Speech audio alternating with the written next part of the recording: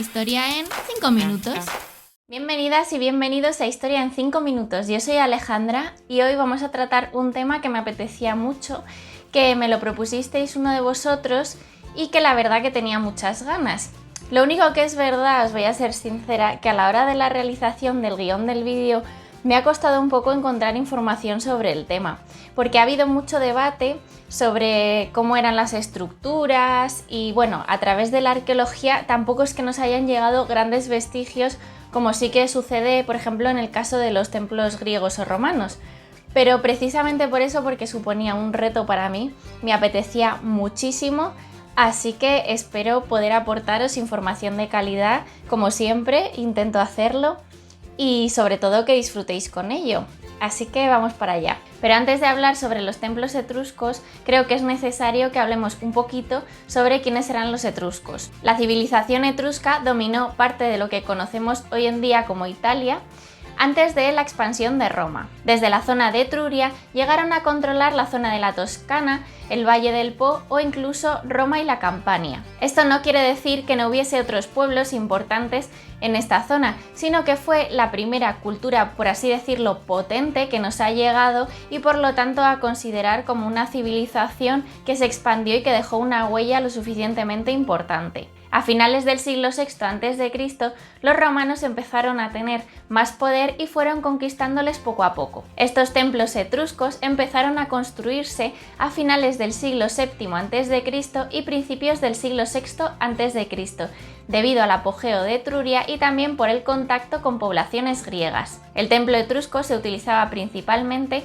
para el culto a las divinidades, para realizar actividades de adivinación y también para realizar observaciones astronómicas, es decir, del cielo. Un dato importante a tener en cuenta es que la arquitectura etrusca se ha perdido en gran medida debido a dos motivos. El primero es por la ocupación romana posterior y el segundo motivo es por el tipo de materiales que utilizaban, ya que construían los templos en madera con un revestimiento de terracota, por lo que claramente son dos materiales, la madera y la terracota, que no han sobrevivido bien a lo largo del tiempo. Además, los techos se construían en teja, de forma a dos aguas. Por otro lado, el templo se levantaba sobre un podium, que era de piedra, y muchas veces es lo único que nos ha llegado de estas estructuras. Esta terracota que utilizaban para revestir la madera estaba en muchas ocasiones decorada con pintura y también con relieves que se hacían sobre la misma terracota. En los frontones de los templos también podemos encontrar algunas de estas esculturas o relieves que se utilizaban para decorarlos. Ahora pasaré a hablar de la planta del templo etrusco. Durante mucho tiempo, debido al escritor romano Vitruvio, se creyó que estos templos típicamente poseían 3 celas, cada cela dedicada a un dios, como sucedía en la colina capitolina de Roma, pero a través de las excavaciones arqueológicas se ha demostrado que gran parte de ellos no poseían esta estructura de 3 celas, aunque algunos sí que poseían 3 celas. Además, hay que tener en cuenta que Vitruvio escribe todo esto en el siglo I a.C., mucho tiempo después de que los romanos conquistasen a los etruscos. Al templo, por lo tanto, se accedía a través de unos escalones que subían por el podio en la parte frontal del templo. Este podio, además, cumplía las funciones de terraza para realizar augurios en él. Una vez se subía a las escaleras, se encontraba un pórtico tetrástilo de 2 o 3 columnas de profundidad. No obstante, los templos que poseían una sola cela no tenían por qué poseer esta pronaos con columnas, mientras que los que poseían una planta de 3 celas sí que tenían una pronaos columnada. También encontramos otro tipo de planta que es la de la cela con 2 alae, es decir, una cela en la zona central con columnas en los 2 lados. Esta planta también es tripartita, es decir, que posee 3 zonas, por así decirlo, una cela en el centro y 2 zonas de columnas en los laterales.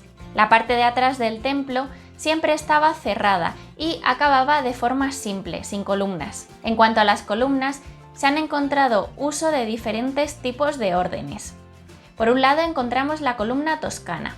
La columna toscana era una mezcla de dórico con otros órdenes griegos de forma simplificada. Aunque los etruscos adaptaron los órdenes griegos a su arquitectura, realmente el más utilizado fue el orden etrusco o toscano, que posteriormente fue adoptado por los romanos. Como ya os he dicho, la decoración en el templo y en las columnas se realizaba sobre la terracota y era bastante llamativa. Realmente era el único elemento que podríamos considerar que era llamativo, ya que el resto de la estructura cumplía un objetivo puramente funcional, o eso parece.